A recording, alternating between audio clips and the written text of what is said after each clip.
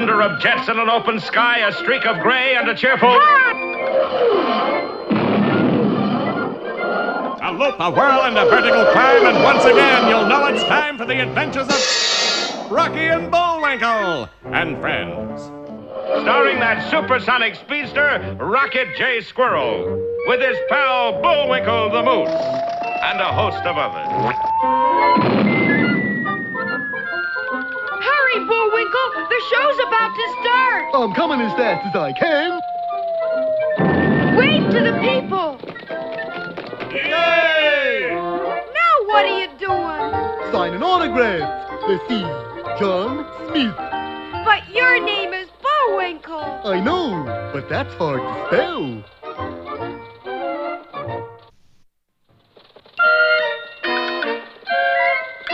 We're gonna have a lot of fun! Come on and join us! Sure, there's always room for one more.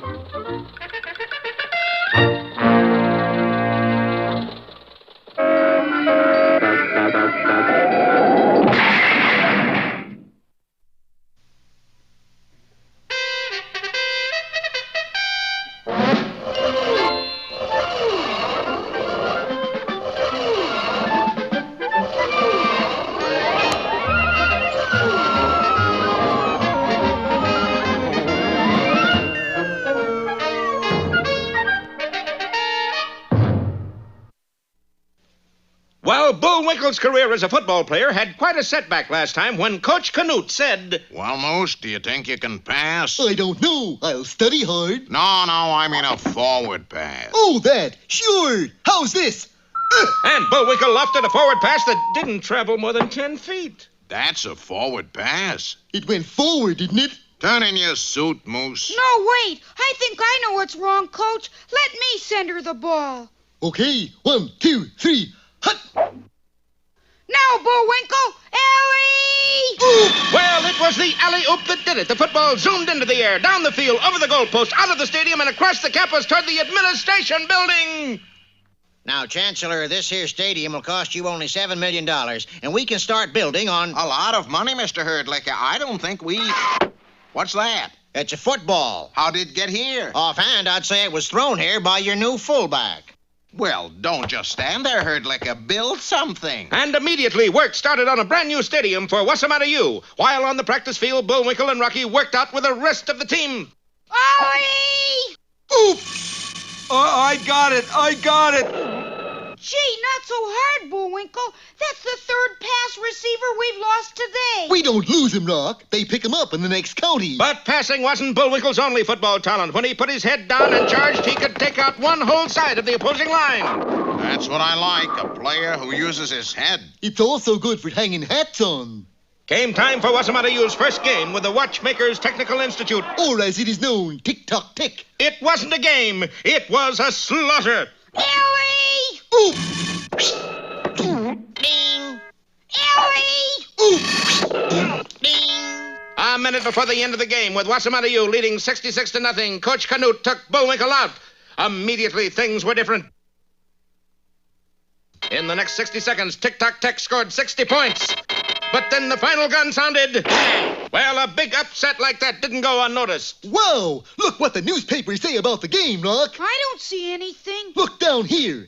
Wossamotta 66, Tick-Tock 60. The type's too small for me to read. But as the season progressed, the headlines got bigger and bigger. Wossamotta U, 90. Barely normal, 0. Wossamotta 89, Purdy Polly 0. Wossamotta, 150. DuQuoin's Grammar School, 0. Little mix-up in the schedule there. Wossamotta was the only team in the nation which was undefeated and untied. Not untied, we're just a little loose is all. But on television, every silver lining has a dark cloud, and our show is no different. For in a downtown bat cave in a large city, some professional gamblers were posting betting odds on next week's game. Oh, boy. You see the odds on Wossamotta U? 200 to 1. Incredible. Well, Natasha, this is it. This is the time for me to turn over a new leaf. What? You know how I am, honey bun. Always destroying things, wrecking them, smashing them up. Yes. Well, now I'm going to do just the opposite of breaking things. You mean? Yes, I'm going to fix a game. And he's just the fixer to do it, too. Oh, don't fail to see Wager at Dawn or Early to Bet.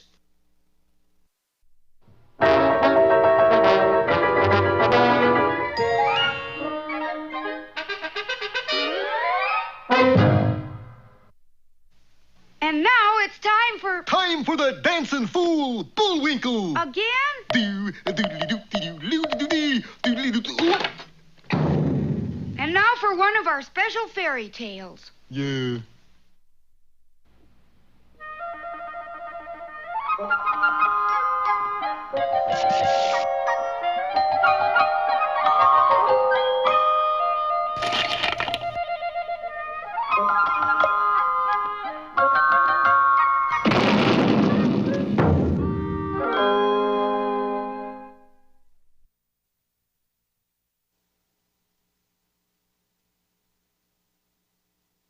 Once upon a time, there was a handsome prince who one day, while riding through the woods on his white charger, saw a very strange sight. For there, in a clearing, was a most beautiful maiden in a glass coffin, surrounded by 7 funny-looking little men.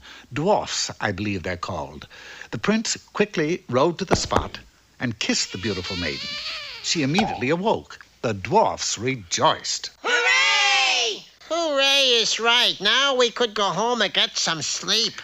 And the young girl, whose name just happened to be Snow White, and the prince were married. Soon after, the prince was made king, and they lived happily for many years. Then one day, the king's wife presented him with a beautiful son. At 5 a.m. in the morning. Here, you walk the floor with him this time. And the king did. Night after night, year after year, the king walked the floor with his son, until finally, 21 years later... Oh, stop that! You are now a young prince, just as I once was. It's time you quit blubbering and go out to find yourself a bride. Bride?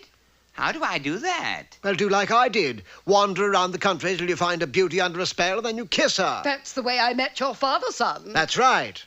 Poison apple, wasn't it, Whitey?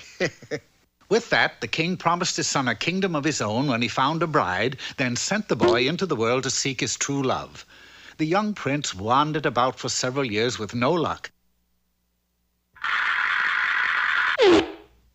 Then, one day, he chanced to learn of a beautiful maiden who was being kept in a high tower by a wicked witch. Her name was Rapunzel. Rapunzel? She! What a name! Seeking out the tower, he found it to be very high, with the only entrance being a tiny window near the very top. As he watched from the cover of a thorn tree, the wicked witch suddenly appeared and called out in a loud voice, Rapunzel, Rapunzel, let down your hair, so that I may climb the golden stair. The prince was startled to see shafts of golden hair tumble from the window, so long that it reached the ground, and the witch climbed up them. Soon after, the witch clambered down and was gone, and the prince approached the tower and called out just as the witch had done. Rapunzel, Rapunzel, let down your hair, so that I may climb the golden stair. He climbed the hair and found it attached to the most beautiful maiden he had ever seen, and he immediately fell in love with her. Beautiful hairy one, let me take you away from all this. I'm with you, but how do we get out of here? Easy. We'll climb down your hair together. But at that moment, the witch flew in on her broom. So! Which was just as well, for both of them, climbing down Rapunzel's hair wouldn't have worked anyway. Furious, the witch flung the prince from the window. And turned to the frightened girl. I warned you about this. No cooking, no pets, and no visitors. With that, the witch pulled out some shears and cut off all of Rapunzel's lovely hair, then turned and sped away on her broom. Undaunted by this minor setback, the prince gathered himself together and called up to his true love. Don't worry, dear. I'll think of some way to get a rope to you. Finding a rope, he then bent down a springy tree to its limit, forming a catapult. Climbing on, he released it. And it flung him high into the air and towards the tower. But his aim was a tiny bit off, and he missed the window ever so slightly. Next, he tied some strong bed springs to his feet and began to bounce higher, higher, and higher, and higher. But again, his aim was slightly off. You'd better skip the whole thing, dear. The only way you'll ever get up here is to fly. Fly? That's it. I'll fly up. Oh, don't be cuckoo. You don't know how to fly. Not now, but I'll learn. The prince dashed off, and for the next 6 months, he closely watched the birds in the woods, copying every move they made. Then finally, after much practice and perseverance, by flapping his arms wildly, he was able to fly. Yahoo! Hang on, sweetie. I'm coming. He quickly flew back to the tower, but when he arrived, he found the one thing he hadn't thought of leaning up against the tower, a ladder. And Rapunzel was gone. Dear John, I have gone off with a prince named Charming, and he is, too. Love, Rapunzel. Oh, the poor prince was broken-hearted, and he could be seen forever after crying. And flying around and around the empty tower. And, of course, the moral to this story is that if you laugh, the world laughs with you, but fly, and you fly alone.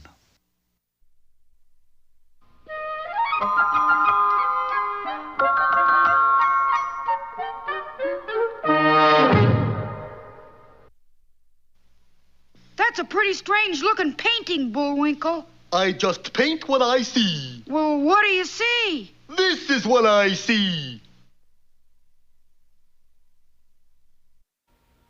And here's Bullwinkle's corner. Hello there. Time again for a small belt of culture. Today's poem is a searching character study called Simple Simon. Simple Simon met a pieman going to the fair. Said Simple Simon to the pieman, "Let me taste your ware." My what? Not your what, your ware. Let me taste your ware. What where? I got no where. You know what ware? Anywhere. Who's got where? You got where. I don't got where. Ask her. Maybe she's got where. Who's she? She's witch. Witch? Yes, see if she's got where. What where? Witch has where. What? No where. What's nowhere? This whole poem. Why don't you start over? Because I can't quit till I get a pie. A pie? You said where? Same thing. Your pies are your wares. Oh, why didn't you said so? Here is pie. That's better. Better? Sure. Now I'm getting somewhere. And now... Hey, Rocky, watch me pull a rabbit out of my hat. Again? Nothing up my sleeve. Presto! Ooh, don't know my own strength. Now here's something we hope you'll really like.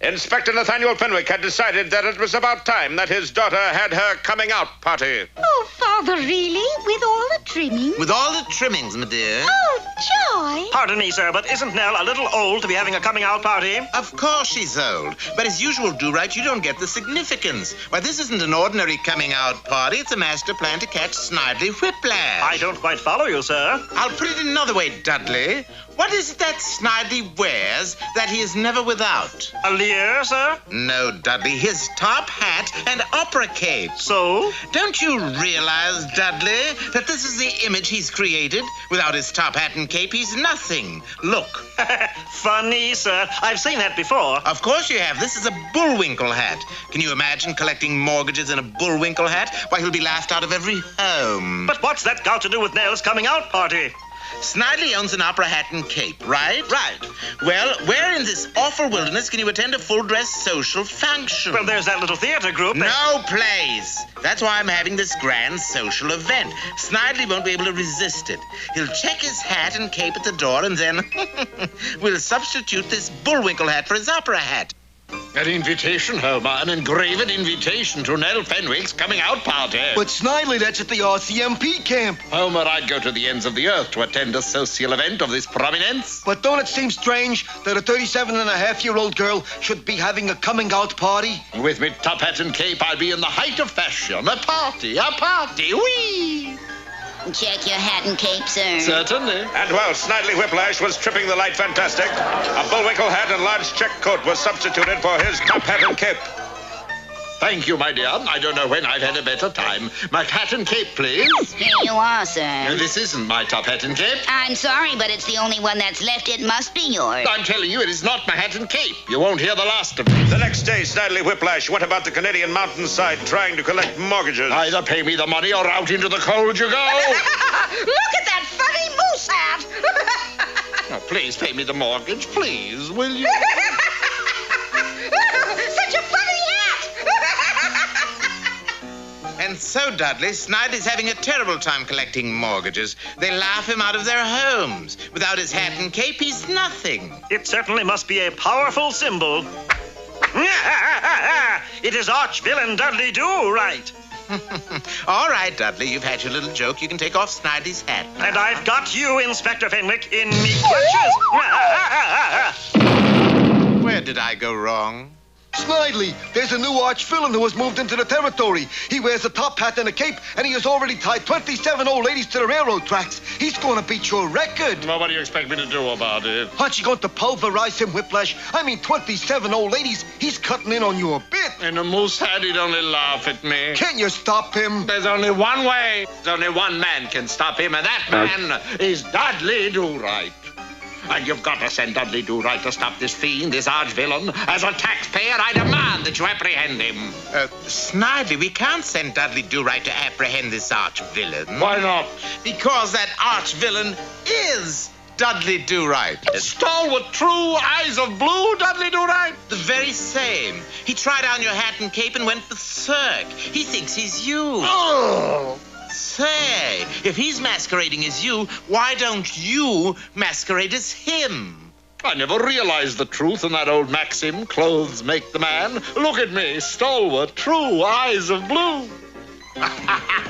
Arch-villain Dudley Do-Right, caught you at last. You'll never take me alive, stalwart true with eyes of blue, Snidely Whiplash. Good work, Snidely Whiplash. Inspector, there's one favor now that I've captured arch-villain Dudley Do-Right that I would like to ask. What's that, Whip? Could I please have my top hat and cape back? For sentimental reasons. Of course, dear boy. Now I have you in me power. Where did I go wrong? Well, all's well that ends well, eh, Inspector? Yes, but you know, Do-Right, while he was a Mountie, you could have learned something from that boy.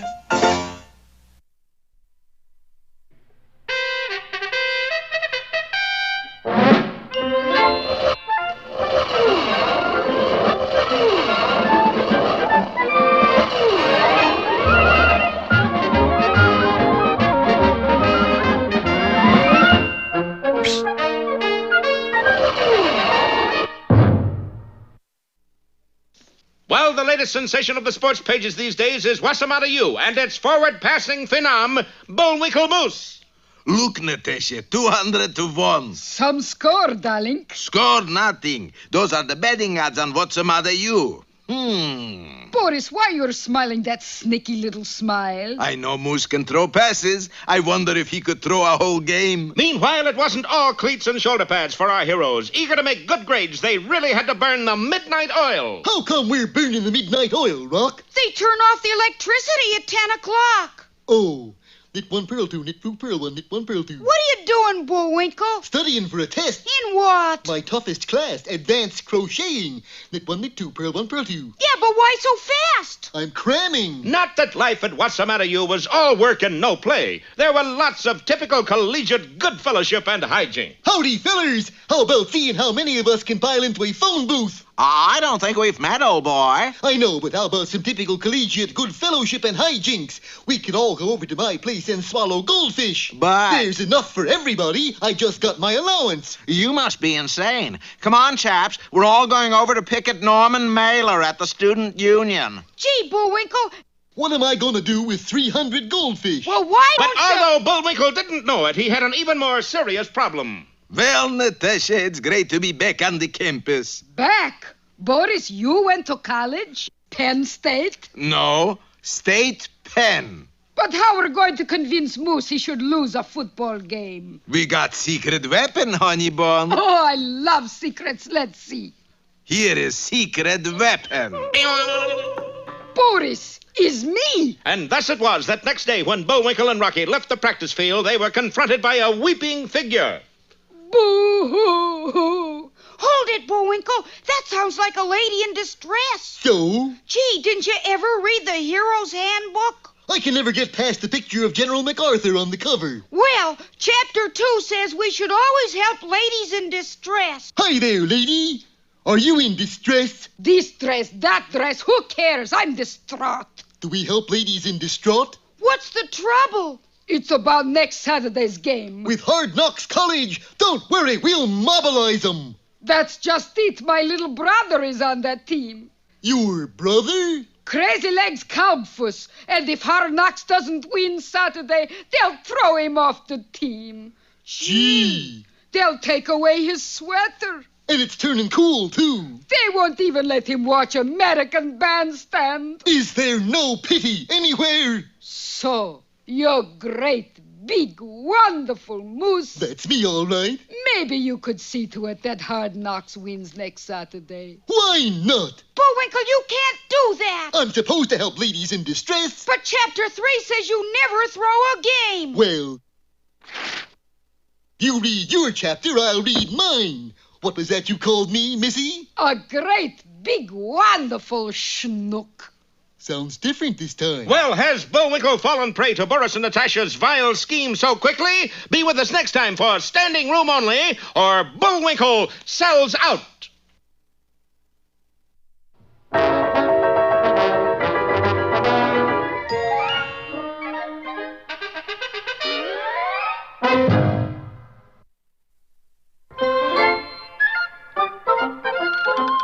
Well, it looks as if our time is just about run out. Mine must be a little slow.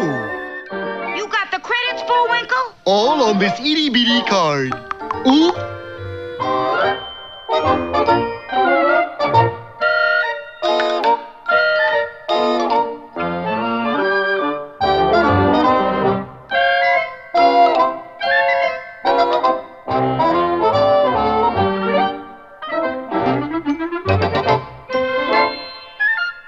We're late again, Bullwinkle. Right.